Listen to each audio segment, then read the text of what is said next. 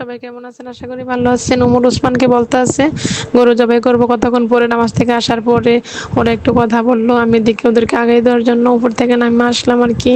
নামাজিগুলো আগাই দিলাম, গরুটা দেখলাম। উমর আমি একসাথে, ওসমান সবাই একসাথে আর কি। ভালোই লাগছে। গরুটা আমার শ্বশুর আগের দিন বানেশ্বর বাজার থেকে কিনা রাখছে।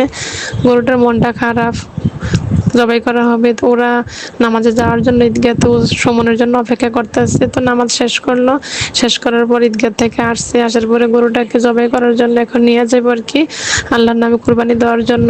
আপনারা সবাই চেষ্টা করবেন, যারা কুরবানিতে শরিক হয় নাই বা কুরবানি দেয় নাই, আত্মীয় যারা আছে তাদের বাঘটা রেখে দিবেন।